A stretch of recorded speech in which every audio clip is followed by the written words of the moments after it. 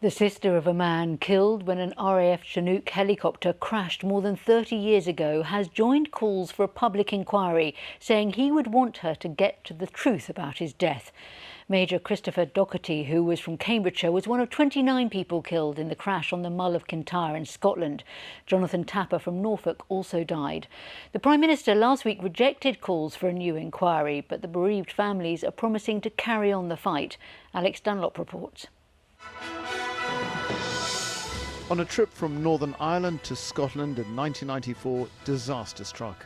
Good evening. An RAF Chinook helicopter with 29 people on board has crashed in the west of Scotland.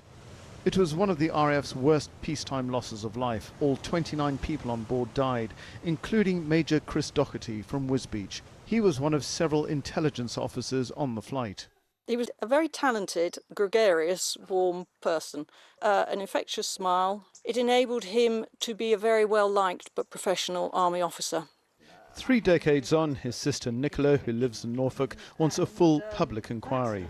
Last year, a BBC documentary highlighted concerns over the Chinook's airworthiness. It also revealed that documents relating to the incident won't be released by the Ministry of Defence until 2094, 100 years after the crash.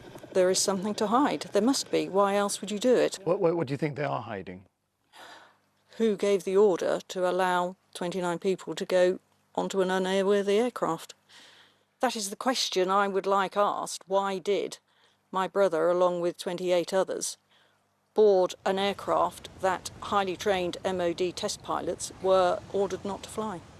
The cause of the crash is still unknown. The MOD says the accident has already been the subject of 6 inquiries and that sealed records cannot be released due to data protection issues.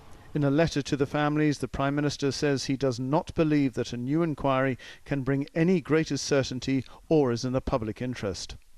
Jonathan Tapper from Norfolk was one of 2 pilots flying the Chinook. Initially, the crash was blamed on pilot error, but MOD documents passed to the BBC, one written 9 months before the crash, detailed serious concerns about the helicopter's computer software, describing it as positively dangerous.